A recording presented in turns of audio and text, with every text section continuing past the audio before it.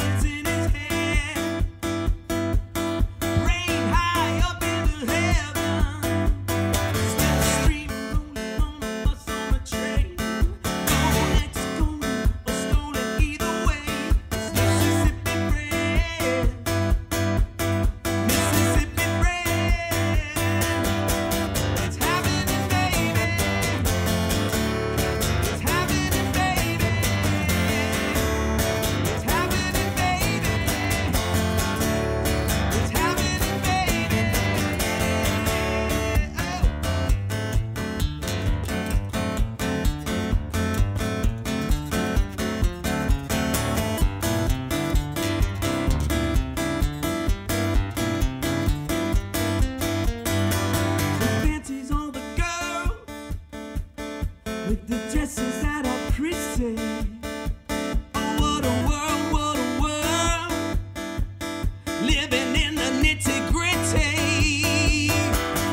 Underneath the swamp, behind all the voodoo, that's the lovely style, and them dirty Delta blues. Yeah, it's happening, baby. It's happening, baby. It's happening, baby. It's happening, baby.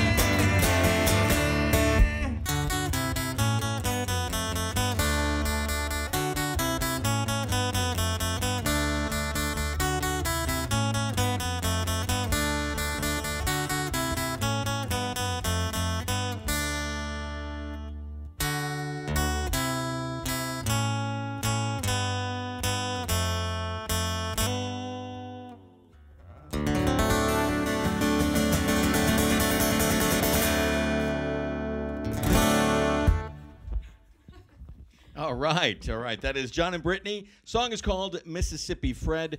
This is yourlocalnote.com and the YLN Vidcast. Guys, welcome. This is the first ever. So Thanks for having us. We Yeah, we're appreciate you doing excited. this. Okay, very cool. Let's talk about first, before we get to the song that we just heard, let's talk about how you guys, the history of how you guys got together. You want to take this one? I met him at a show at Roll Cafe. What year was that? 09? 2008. 2008. I was coming to a show of his with his other band Ike for the longest time. I swore I was gonna get tickets and I failed due to lack of funds. Due to lack of funds, due to spending the funds on things that you shouldn't be spending the funds on. But Okay. that's another story. But no, I finally called him and I called one of his shows and we hung out afterwards. Uh-huh. And it was just an immediate connection of the mind and The musical soul, I think. Okay. And then how long was it after you, so you were with another band, how long is it after that then you decide, you know what, I'm leaving that band? Well, and- I never left that band. Okay. I'm a polygamist, as Okay. they say. Well, basically, it was a situation where, we became friends literally overnight. Right. And within maybe, like 2 months of knowing each other, we started to collaborate in writing. But at that time, she was not a musician per se. She didn't Okay. play guitar or anything. Okay. So we wrote a few songs where I just, like took some poems that she had written and put All to right. the music, and a couple of those songs were really, really strong. And I guess for her birthday that year, she got her first guitar, and within 6 months of that, we were playing on stage together. Wow, that's So, that's pretty cool. yeah. All right, then let's go to Mississippi Fred before we get too Sure. far away from You that. want to hear about the argument we were having before, or no? We can get to that. Oh yeah, we'll get to the argument. There's always an argument that we were having before that we can talk about. Yin if and you yang, want, baby, but- yin and yang. Yeah, Okay, but- so who wrote Mississippi Fred, and what is it about? well, all John and Brittany songs are co-written. Okay, by so you're right. Okay, both of us. So so is it safe to say then Brittany takes care of the lyrics and you take care of the music, or is it I wouldn't everything is a necessarily college? say it's Okay. safe to say that because we both do both. All right. However, pretty much every John and Brittany song starts with her initial lyrics. Okay. So we were actually recording our full length "Start Sinning," and that was the last song to get written for the record, and we actually wrote it in the studio, Oh really? which we had never done, and it was really just a very cool kind of process because as I recall, we were writing a different song that day, trying to. Oh, we were at each other's necks that day. Yeah. He wanted. We started writing. We said, in the studio, we said we have enough songs where we can make it a full length if we add one more. So we started Okay. writing one, and it didn't turn out well. And we were Well, see, I thought it did turn out well, but No, it didn't. obviously she So did there- it not. didn't turn out well. Okay. I'm seeing a pattern here. So there was an argument. But I'm very happy that we moved on and wrote Mississippi Fred because I think it's one of our best songs. And Okay. it was it was just a really cool just situation how it came together because she just had these lyrics and she also had that crazy guitar riff that she plays. Okay. And then I kind of put the backing chords behind it. Kind of like went for like a little bit of like a a Led Zeppelin-y kind of feel. But there's a blues chords. feel to it. Yeah, Yeah. and Definitely, yeah. and then actually the other kind of cool thing about the recording of that song is that the lead vocal is kind of the scratch vocal. Okay. Like we never really captured how the scratch vocal captured it in subsequent attempts to record Oh, the I vocal. see, So we yeah. just kept it. Okay. All right, very good. Let's then move over to influences. And why don't you talk about influences that has musically, what made you get into this career, John? Oh, what? Yeah, what well, I made mean, us as a kid, individuals yeah, get into as a this kid growing up, what were you listening to, and how has it your kind of musical? went in phases for me. Like when I was real little, it was my older sister's record collections. Okay. That kind of like influenced me the most. So I got a pretty steady dose of like the Beatles and Sure. kind of like 60s and 70s music. Okay. And then as I kind of like found my own direction in music, it was definitely like a punk rock thing for me as a teenager. Right. Punk and new wave. And after a certain point, I kind of feel like I became more of just somebody who appreciated just about everything if it was good, regardless of the style. Well, you can hear that in your music too, because as you listen to the album, Start Sinning, you hear first few songs and you're like, wow, okay, I get what these guys are about. And then all of a sudden another song comes up and you're like, wait a minute, that's a lot different than what they were doing. And So I think that's kind of like why our connection is so strong, is because we both have like very intense love for like so many different kinds Okay. of music. All right. And like the first night we met, like our very first conversation was about Music. and the stuff that really. Okay, real quick question. Did you argue the first night? Did we? Actually, You know, yeah, because I wouldn't Yeah, let you we smoke did. in my car. We did. I swear to God, I remember saying, "This guy's a square. I'm never hanging out with him again." I mean, 4 corners. Nice. But it was a petty little argument. It wasn't. Yeah, it was Okay. not a deal breaker. Nice. It wasn't Nice. valid. Brittany, your influences. Well, I'm Puerto Rican, Irish, and Italian, so I grew up in a really cool environment. My grandfather is an amazing musician, and I pretty much, rock started it all. I mean, his record collection, like John with his sister, it's Right. with my grandfather. He's so eclectic and otherworldly, and that absolutely like painted onto my canvas. You know what I mean? And fell through there, and that's where everything started. So blame him for everything. Okay, we will. Let's then get back to songwriting. You say you collaborate on everything. Do you feel that you complement each other, or I mean, as far as the writing is concerned? You know, when it works, you know, for me, there's no experience like it. You know, because like I've, you know, been, as you said, I was in other bands before, Right. and I've always just kind of written my own songs, and I'm not by nature a collaborator. Right. And she's basically the only person that I have ever really just felt that connection with enough to trust another person Okay. to write songs together. So yeah, I mean, it's pretty great. I think it's so contrasting that it works, you know. Yeah, it shouldn't work like when you Right. think about it. Right, Okay. yeah, no, absolutely. You know, But it does Right. because of the contrast. I think so. Yeah. Okay. And did and when you started writing together, Mhm. did it start to work right away, or did it need some work? Well, as I said, you know, like our very first efforts were me just kind of basically like taking her words and basically writing music for Okay. them. And we had a couple songs that I think are still pretty good. Okay. But, you know, once she started playing guitar, it was a matter of kind of like finding what our musical territory was going to be. And I think that if you like listen to our first EP, which came out in 2011, I think there are 6 really strong songs on it. But when you compare it to our full length Start Sinning, like you really hear how much we knew what we wanted for the second record. You know? So Brittany, when you start writing with him, now you have no musical background. Not at all. Were you intimidated at all, or Oh, well, did you yeah, feel man. comfortable with your poems that he was working with? No way. I was scared shitless. Okay. I really was. We're not. No, Come yeah. on. Well, no. Well, like we said earlier, the first time that I saw him play was the first time we hung out, and I was like, oh man. And you know, maybe a week or so later, he's reading my poems, and I can hear him playing music to it, and I'm like, oh, what's happening here? Oh my god. That This had is to be actually exciting, happening. though. But no, it was. You know what? Working with John, it's so much fun because he's seasoned in this. You know what I mean? This is what he was born to do. Right. You know. Yeah. So it's nice to have the veteran ears and voice behind all of that. Happy Veterans Day, everyone. Ta-da! I don't think it's quite like that, but that's okay, John. All right, let's move on to the second song, and then when we come back after you play it, we'll talk about that and some other good stuff. All right, this is the YLN Vidcast on yourlocalnote.com. I'm RJ. Mike's behind the camera. We got Carl Bonner from Springhouse Sound. He's on sound, making this sound as good as possible. Right now, we've got our second song from John and Brittany. This is from their Unplugged album, which really doesn't have a name yet. Is that correct? We're That's still right. working on that? I guess we're working on it. Okay, even though it's going to be released next week. Well, that's the beautiful of digital-only releases. You don't have to worry so much. Okay, very good. This song is called Paper Planes, John and Brittany.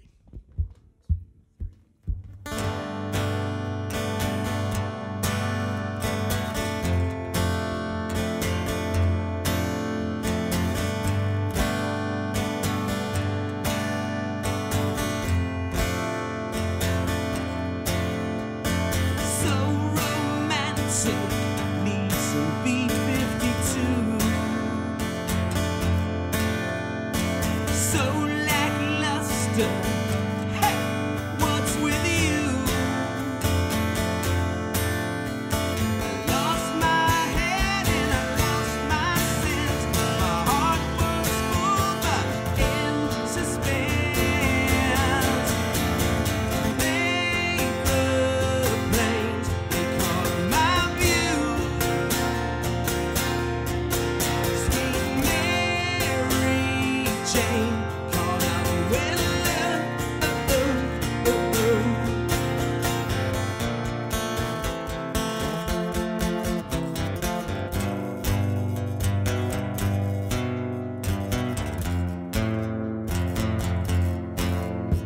I thought this would be easy, but you know it never is. A teacup filled with whiskey and a notebook safety pin. Pockets empty, rockets launched, the leather's heavy, brains alone.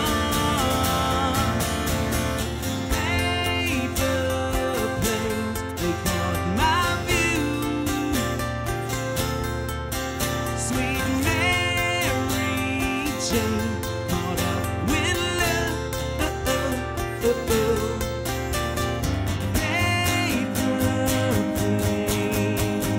paper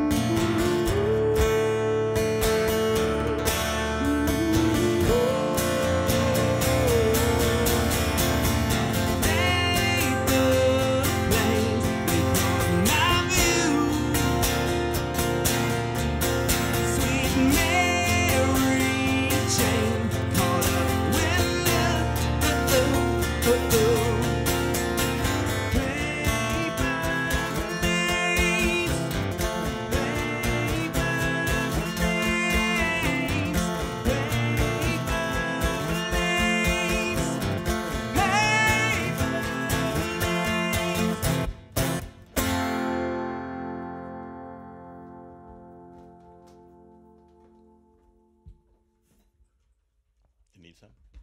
All right, that's Paper Planes, John and Brittany. One of my jobs here, besides hosting this, is making sure John has enough to drink, so he sounds. What am I, chopped liver? great.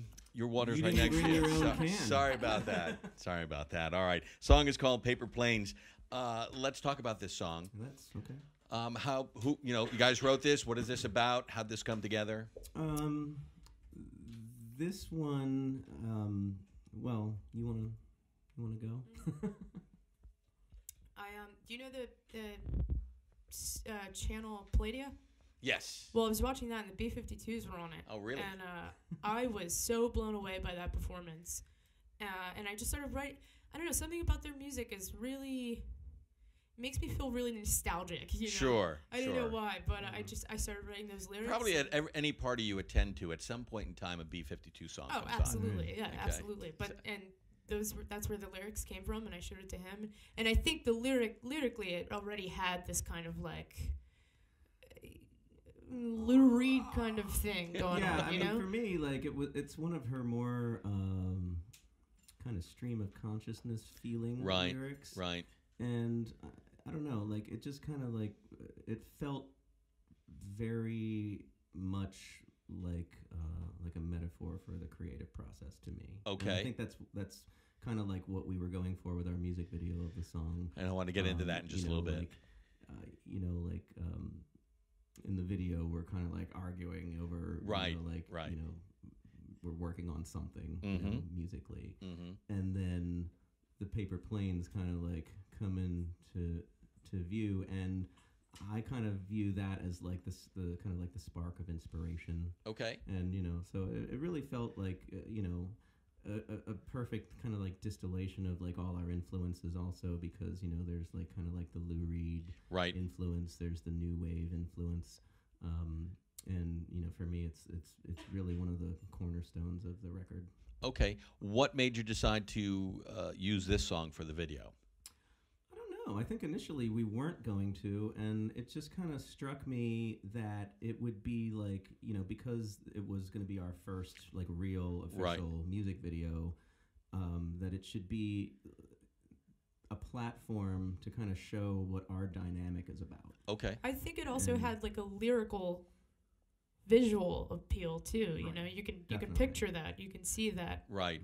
The story came. Yes, when you see the video, you see the story, and everything makes sense. Yeah. So I think I just called you up one day and said, "What do you think of like not doing the video for?" I think we were gonna do like Dirty Little Magazine or something. Right.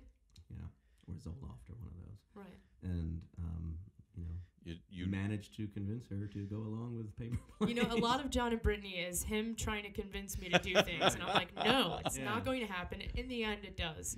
We fight like cats and dogs, I but don't know. I don't always. maybe it's 50-50. Okay, so he had to sell you on this. What was? Well, I have to sell her on literally everything. So what was? Regardless if it's band related, it's like, yeah, do you want to go to Taco Bell? I have to sell her on. I don't have to sell you on that. Generally. That's because I'm Spanish, isn't it? I see what you're doing there. It's a Burger King. No, I want McDonald's. Yeah. So what was in your head saying no, this is not the song for the video?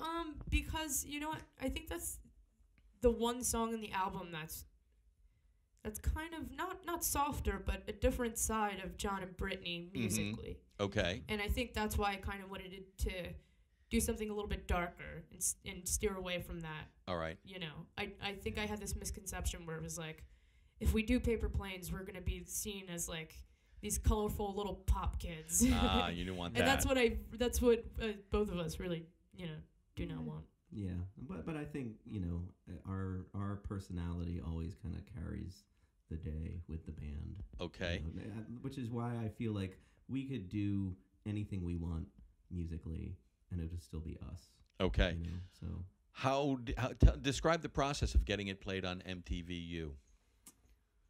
oh God, you really want to know how the sausage is made? I mean, Well, you know, well, you know, make it, I mean, make it you nice. you get involved in like these voting contests, you know. It and- takes a lot of patience then. Oh yeah. Oh, You man. know, I mean, basically, you know, it's the same as radio. Like you build the story of Right. a song, you know, by getting it played in smaller Right. markets. Because you know, we found out there's a lot of like smaller video outlets all over. Oh, the okay. country. You All know, right. Like, you know, whether it's cable channel like 8,000 or whatever. In Des Moines, but Iowa. they exist, and that's kind of like how you're able to, build that story. We were actually on in like 90 video outlets Nice. before Nice. MTV even touched the video. Oh, really? Okay. But obviously all like local shows and smaller Mhm. type things. Like we actually sat here in this very studio and did drops for like 100, different, like video shows and that kind of thing. Oh, okay. And then we were finally able to get it, on MTV.com, All right. and which led to getting into a thing on MTVU, which is called The Freshman, Right. and it's basically like a week-long voting thing. Okay, very cool. And we came in second. Nice. Nice. But the video was definitely like shown like every day for a while. Okay. So That had to be pretty cool. it was Yeah, well, not definitely. having cable myself. Wait a minute. It Not was- having cable yourself. Okay. You know what's really messed up? I have cable, and I didn't even You never- attempt to you look didn't for even it. see it. Isn't Did you that do awful? that? Did you do that on purpose, or was it just one of No, those things? I think it just kind of like not slipped my mind because that's No, a we were actually like really busy at that point. We were on tour. Okay. Like it was like a thing where we were. And it like- had been we were like, around- oh God, we have to remember to like get on Facebook and tell everybody to vote for this video because we're driving like 14 hours to Georgia or Right. something. Right. And so it was almost like this thing that we know is going on. Right. But we're still kind of like wrapped up in our daily life of Because you got other being a stuff rock happening. band, Right. you know? Okay. All right. So, but it was totally a cool experience, and we feel like really great about it, and we feel very well set up for our next video. Can you no. tell us which song it's going to be, or you No, haven't I decided can't. yet? It's- No. we haven't decided. That's another thing we haven't decided upon. So maybe we can get the argument going right now. What song would you like to do? In all probability, it won't be till our next record's out. Oh, okay. All right. And how are you working on stuff already for your next record? Okay. Trying, yeah. So, Brittany, when you start writing the lyrics, is it one of these things where it just pops into your head, or do you just sit down and say, okay, I'm just going to write now, and you make a conscious effort to write lyrics? No, I think it happens really naturally. Sometimes there's like this little thing in my head. It's just nagging me like, hey, listen, like somebody will say a word. Mm-hmm. And I'll write that word down, and I say, and I'm going to use that. I'm going to use that one of my lines, one of my lyrics. And from that one word, it will snowball into this weird kind of story about whatever it is. You know what I mean? So are your lyrics sometimes stories and sometimes personal experience, or it has to be a personal experience? No, I don't think it has to be a personal experience. I can take any experience that you've had or that John has had or that Michael has had, and I can take that and utilize that and get these feelings that I wouldn't have had Okay. if I didn't know the backstory behind it, So it's definitely, some of it's personal, some of it's what I see day to day, some of it's, other people's stories. And That's the thing about her lyric writing is that, for me, it's so much more, like to contrast it, like my own lyrical style is extremely personal. Like, Okay. I only write about my life. Okay. Pretty much. Okay. But for her, I think it's almost like her style is very cinematic to me. It's like, you know, she's writing like a scene from a movie that Right. you're singing. Right. You know, and Right. That's what I really dig about it. Has there been any time where she's put some words down and you then start putting some riffs together and you've said, no, that's not what I'm trying to capture? All the time. All the time. But Yeah. then again, you know, like if you break down like any John and Brittany song, Right. there's a piece of it that's her words, her music, and there's probably a piece that are some of my words, and Right. some of my music, and that's kind of it's never an easy process. I will go on record as say, but it's always worth it. Yeah, no, that's what makes it. That's what makes it. You know, with you and I, with everything, whether it's musically or otherwise.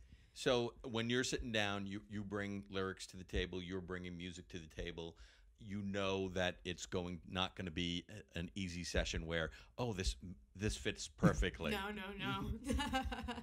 No way, I man. can't think of one time when that's happened. You know, I mean, it is always, you know, it's me like trying to like impose some kind of like logical order to chaos. Is Right, Okay. the right. way And I I was see just it. gonna say that, and that's absolutely. So How it do you goes. end up both trying to sell your point of view to each other? Yeah. I think so. Do Yeah. you bring in anybody else as a mediator? No. No. Okay. I think that would be just. I would feel very bad for that person. Yeah. to So be would honest I. with you. So would I. And to be honest with you, I mean, like, we've been through the process so many times that even though we can kind of like predict how it's gonna go, Right. we also know that our hearts are always in the right place. Like, there's never any like I never really kind of like get the feeling of like selfishness per se. Like, Okay. oh, I gotta get my idea. Right, in this, right. You know, it's always coming. I mean, you know, correct me if I'm wrong, but I think it's I will. always coming from a place where, you know, we genuinely want to improve the song. And this would You be, know what I mean? you think it's the best for Right. the song at the time. I'll just be like, I think my part is better. Right. No. And we do. And We she go. says the same thing. Yeah, and we go back and forth until we both completely agree wholeheartedly that it sounds good and that, Okay. we both Or enjoy we it. both give up. or we both give up and we abandon the song, and that's it. Have you learned how to sell each other? Some Well, things we're- that you know are hot buttons, We're or best friends. No, We right. definitely know how to. Right. You know, We both push the other know ones to the edge what the and- Achilles heel is. Right. Okay. So- Absolutely. all right. Let's get to song number 3, and we'll talk about it when we come back. Again, this is off the Unplugged album. This is called El Gato. This is John and Brittany on yourlocalnote.com.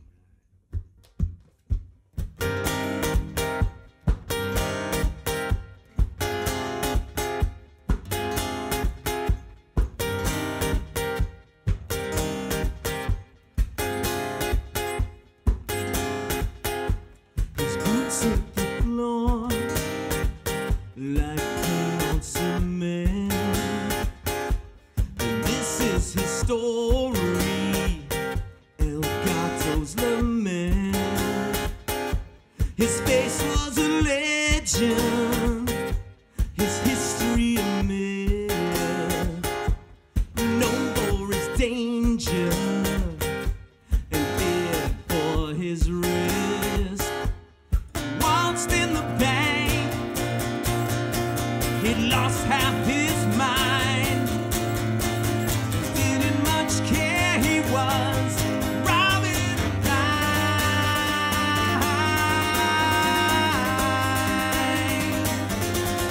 Give me the gold, you can keep the cash.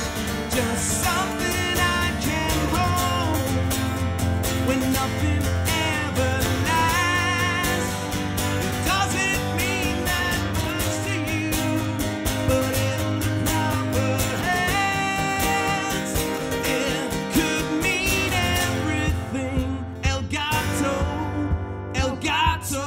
understands.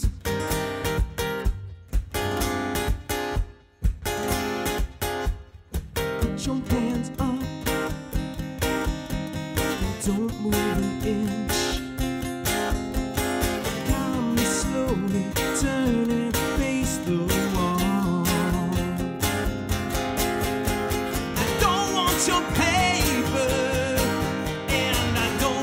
your lives. No, in fact, I know I don't want that at all. You see, I got a bad case of poor man's love, and the well in my town is run dry. The man stole it all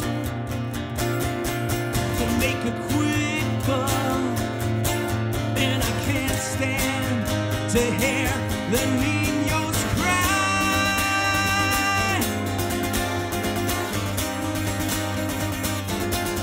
Give me the gold, you can keep the cash, just something I can hold when nothing ever lasts.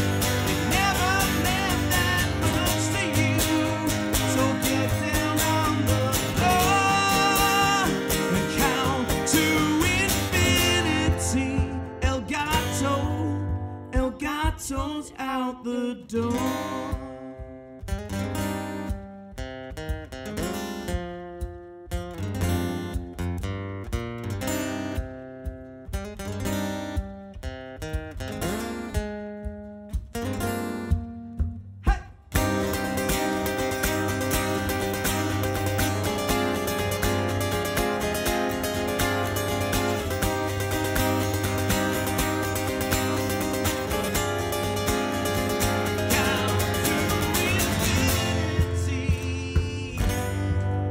El Gato's final score.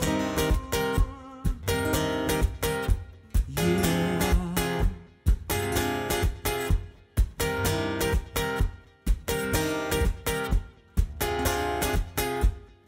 Down to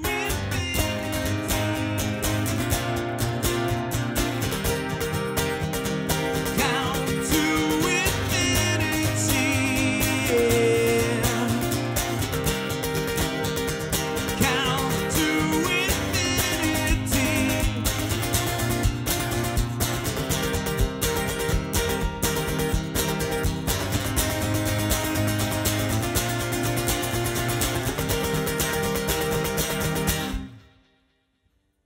All right, very good. All right, that is El Gato from John and Brittany. This is yourlocalnote.com, our YLN Vidcast, first ever, as we are recording this at Springhouse Sound. I'd like to thank Carl Bonner again for having us out here. Woo! Yes. All right, Carlos. Let's talk about this song, El Gato. What is it about? Arthur, you have to say El Gato. El Gato. El okay. Gato. You know, the this- funny thing. Oh, go ahead. No, please, I insist. I was gonna just say I speak better Spanish than her. He does. He does. It's so awful. I hate it. You know what? I was in Best Buy and I saw Rosetta Stone. It's like $160. Learn Espanol. I know. I was like, why am I going to do this when I have an entire Puerto Rican family that will teach me for free? But no, El Gato is another. It's another story, like what we were talking about earlier. It's definitely another character that was brought to my attention, and this person was so. Is it a friend of yours or just a person you know? He's kind of a made-up, embellished kind of guy. Okay. Yeah, he's a masked. How would you- Marauder. Okay. No, but I found his story really interesting, and something about it was really different. Mhm. And Okay. and And then you just expanded on it a little bit. yeah, and we definitely, This was definitely one of those songs that went back and forth forever. yeah, this song mean, took forever for us. Because there was really no chorus originally, right? No. I don't- think we needed another verse, didn't we? I think we needed the chorus. You're probably right. My recollection is that there was no chorus. Yeah. But so it was kind of like it felt like a big responsibility because I ended up like kind of like she had this line about give me the gold but you can keep the cash, but that was part of a verse, I think, if I recall. And so I kind of like was like, well, that's kind of the central idea of the whole song, so let's make that like the opening of the chorus. Okay. And this as you can probably tell just from like how the chords on the guitars are voiced. I mean, it's definitely like a little more melodically complicated of a song. Yes, yeah. And it was very tough to arrange it because we really wanted it to be right because we both felt like the message of the song was like really interesting and cool, and we wanted it to be kind of like a special tune. Okay. Now, the first three songs we've heard on our vidcast tonight, they are all from your Unplugged, and they're also right. on They're Start also Sitting. on Start Sitting, Right. correct. Okay. So you can hear the rock versions on Start Sitting, and then you'll hear the unplugged versions on. Why did you decide to do an unplugged version of some of your songs? Well, it was actually kind of a cool situation because Carl Bonner, who you've mentioned, Yeah. also plays drums, Yes. and John and Brittany, Should have said and that. he invited us to be part of a concert series that they do here at Springhouse Sound. Right. So basically, back in May, we were sitting very much just like this in Yeah. these same spots. Almost exactly. And there were 20 friends in Right. here, Mhm. and we basically played like a full band unplugged show, Okay. and recorded it. How did so after doing that, you're like, okay, this is cool. Let's do this. Well, I mean, Or did we you have to argue like over it? as to whether to make it into a record. Yeah, it was yeah. it was kind of actually Carl's suggestion. Okay. I think the idea of doing the shows and recording them is that you make them available Sure. at a later time, and it actually turned out much better than I thought it was going to because I was really sick. I was in the midst of like a bronchitis thing. Oh, nice. Yeah. Yeah. And That affects the voice. a little bit. it affected it very, very much. Yes. And so like the whole like 2 or 3 hours like leading up to the show, Yeah. I was just like, I don't know if this is gonna work out, man. But it ended up being okay. You were a trooper, and you the show. I owe it all to pineapple juice, to be honest with you. Pineapple juice and Carl. There you go. Excellent. Two great tastes that taste great together. Start Sitting. Meow. That album came out this year. January 1st. Where did you record that album? We did that in a couple different places, and that was kind of the way we did our EP also. We tend to record drums at this place called Philly Sound Studios. Okay. It's in South Philly. Mhm. Very good friends of ours own it, and we've been recording there. Basically, like we wrote our first songs there because they would let us come hang out Okay. and just like play guitar and sit around, and so like a good handful of like our very earliest songs were written in that studio. Yeah, we really kind of developed the very beginning stages of our music there together. Yeah. So we've got kind of a special attachment to the place, and we recorded the drums there, and we actually we did a Kickstarter campaign for Okay. the record, so we were able to raise like about $11,000. Nice. And so we hired a friend of ours, Stephen LaFascia, to produce it, and he's an amazing recording engineer, very meticulous, very, very good at what he does. Did he have to play referee with you guys on the songs, or did he have a lot of input? or He's more of a laid-back kind of guy, so you know. guys knew what you wanted, and You know, Yeah. I think he knew what we wanted He more knew, than we right. knew. He knew what we wanted. Yeah, like I mean- he like we can say like, oh, well, we want to sound like blah blah blah, but Right. like he knows the technical way to get that amplifier to sound like Right. that guitar. Okay. Right. You know, so he was a tremendous help with all of that.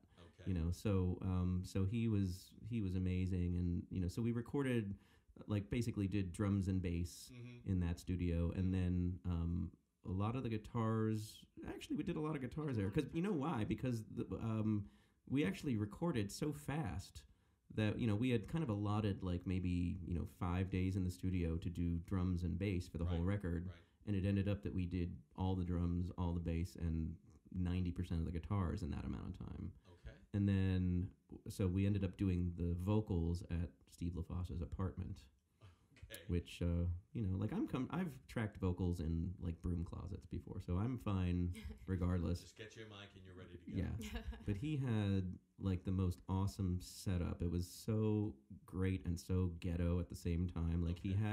he has this amazing cat named Aslan, Okay. and he took the cat's like scratch tower thing, Right. and that was the thing that the studio speakers were resting on. Okay. You know, because That's you creative. need to raise them, you know, Right. to have them, you know. El Gato, Have if you the- will. Yes. Huh? So yeah.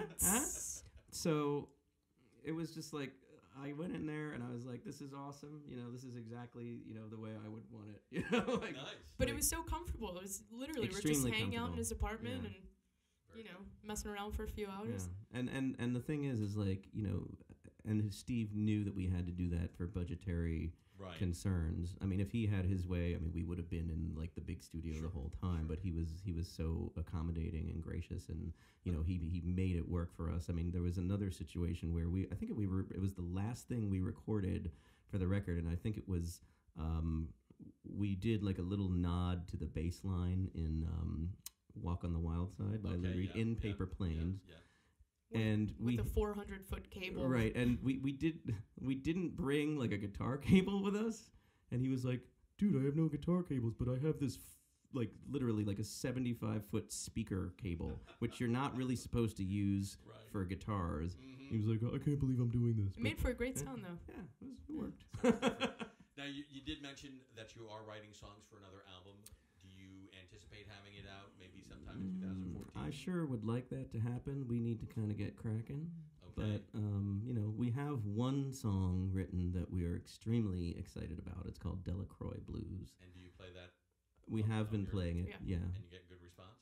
Yeah. Good. Yeah. It's to me, it's like one of our coolest songs. It's like really dark and weird, and you know, the detail with which she like kind of draws this character in this song Right, is like right. amazing to me, and I love it. Okay.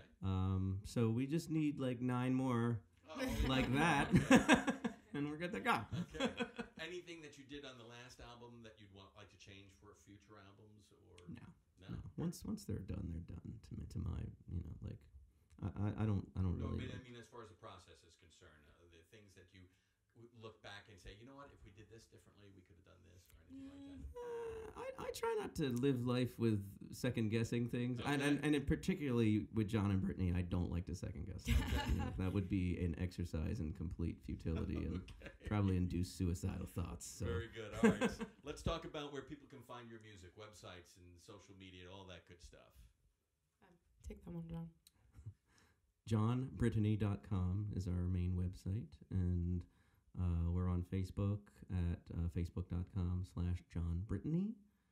And Reverb Nation. yeah, there's a Reverb Nation page. Yeah, Okay. I guess we should say there's. We have every we kind of have like every public social media forums, page. Yeah. It's all Just Google /John John Brittany. Brittany. Although our YouTube page is different. It's youtube.com/StartCynic. You know what? On YouTube, there's another boy-girl duo that go by John and Brittany, and Oh, they do really? cover songs.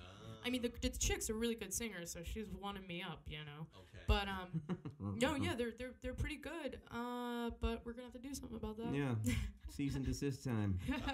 Mother scratchers. All right. Let's talk about some shows you got coming up. Sure. This Saturday, you've got a big show. Yes, Tin we're going Angel. to be doing the live unplugged record release at the Tin Angel in Excellent. Philadelphia. You know, I'm really excited for that. I am too. Yeah, and it's going to be the first time that we've done like a full band unplugged show All right. that wasn't here. Okay. So we're excited about that, and we're sharing the bill with a good friend of ours, Roger Delaney. All right. And then the next day, which is the 24th, we're opening for the Gin Blossoms. And that will be plugged. That will be That will be loud plugged. and obnoxious. It will be yes. very plugged. Like we were meant to be. Okay. That's at World Cafe Live in Wilmington, Delaware. All right. And then on December 5th, you've got something. We do, actually. We're in the finals of a thing called the Raw Awards, and it's an Alright. organization called Raw. And it's actually a pretty cool thing. They're an organization that exists in like over like 90 cities worldwide. Yes. And they have under one show, you have music, you have photography, art, fashion, film, any kind of artistic expression under one roof in one show. So it's a pretty cool thing, and we're in the finals Okay. for Philadelphia. So if we win that, then I don't know what happens. I don't know what happens either. Is this something where people have to go to a site and vote for you guys? I don't think so. I think No. I It's just think gonna happen it's that night. just judged. It's just Yeah, you well- go and there's a judging panel. Okay. and they judge you. I feel kind of bad about it though, because to get into the semifinals, you had to get like everybody to vote for you. We had to kill people. We had to kill people and then use their hands to vote for us. No, but we didn't get anybody. Oh, because we didn't try. Yeah, that we was didn't the thing. try at all. You know, we've been in actually like so many like voting contests this year that it really became like it got to the point where I was just like, are we musicians or are we politicians? You know, so for the voting for the Raw finals, we were just like, yeah. You know, it's weird though, because pick your battles, and of course we won in the top 3 anyway. So well, it's weird because in the beginning, I think like the first voting contest that we were in, we were like, this is it. This is the only one we're gonna do.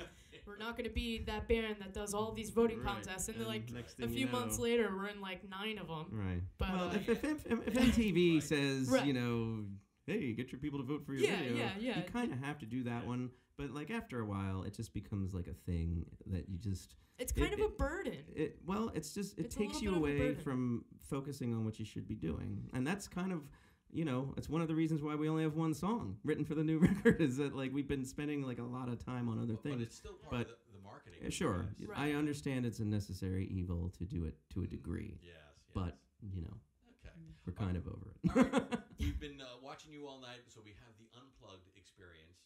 Why don't you describe the plugged-in experience of John and Brittany? Oh man. It's definitely a very physical, visceral rock show. I mean, we move around a lot. We bump into each other quite a bit on stage. You know, I mean, for me, it's just pure fun. You know, like if you listen to like our music, you know, there's definitely like a serious side to it. I mean, it's definitely kind of like there's some dark underbelly stuff going on with our songs, but like when you see them performed, you know, in a live like on stage, electric setting, to me it's just like, you know, this is it's more rock and roll than any band I've ever played in, and that's why I love it. You know what? I think the main thing for me is I don't want people to just stand there and bat their eyelashes. You know. You want them moving. Right. If I can freak them out a little bit, or like, you know, whether that's by jumping in their face or hitting John or falling into the drums or whatever stunt happens, you know, I'd prefer that more than anything. Yeah. But it's a blast. It's a blast. It's the energy it's palpable. You can feel it throughout the entire band, you know. It's a middle finger in the face of politeness, I think. Is absolutely. How I would describe I'm all for that. I'm all for that. God save the Queen. Yes. That was when I was learning to drive. That was the first thing I was taught. You do the middle finger. Okay. All right, guys, thank you so much. Oh, thank you. We appreciate That was fun. you Thank you so much. being part of the first Vidcast here at Yeah. I love Vidcast. We're honored. And we'd like to thank Carl Bonner also with Springhouse Sound. And, of course, you can check out more about Springhouse Sound on their Facebook page, which is facebook.com/SpringhouseSound. Last song here is Fancy Dance, and this is not on Unplugged. This is on... It's from our first EP that came out in 2011. And it's a really, actually, kind of one of our better stories behind this song. One of the artists that we really share in common, just love his music, is Alejandro Escovedo. Okay. And he's one of those guys that like started out in punk bands. You know, his band actually was the opening act for the Sex Pistols' final show in San Francisco. All right.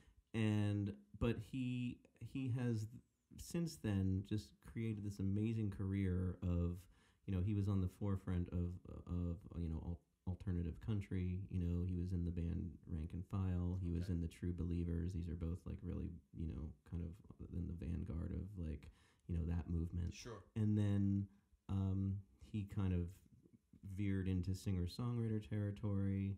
Then the last few records he's made have been just like full on, just like, you know, great like roots rock kind of records. And to see someone, you know, go through like all those different phases of a career is, first of all, amazing. And, you know, secondly, he's just an amazing songwriter. Excellent. So we kind of got into him at the same time a few years ago, and we went down to Alexandria, Virginia, to see his show.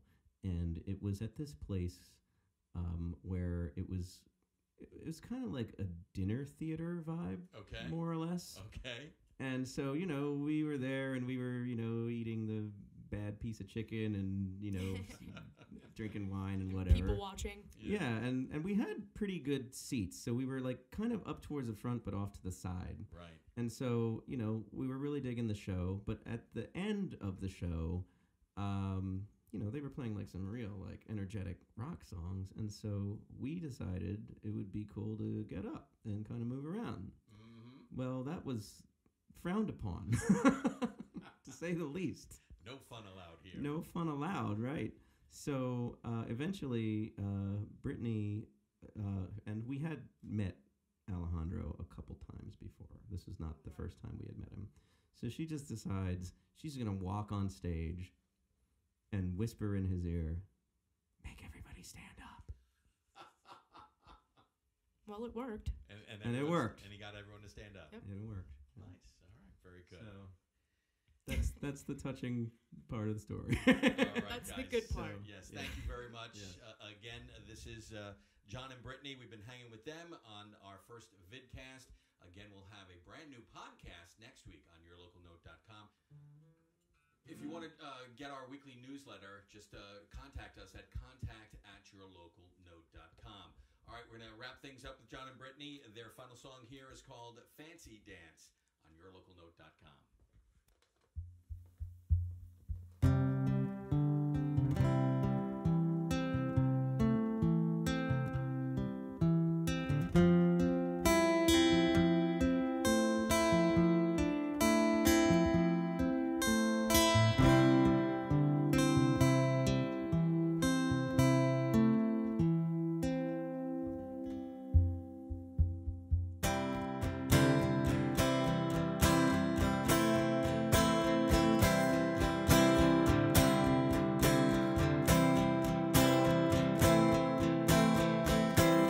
I wanna roll with the alley cats, just singing on the roof.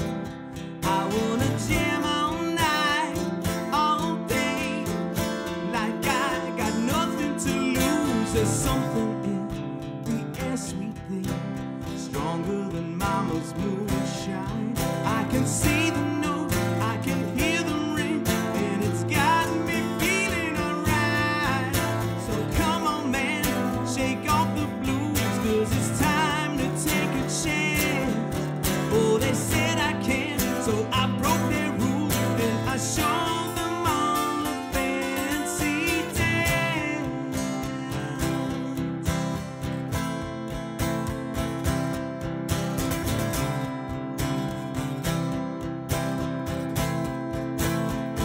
Oh, I tried my best to keep the time and make the show worthwhile.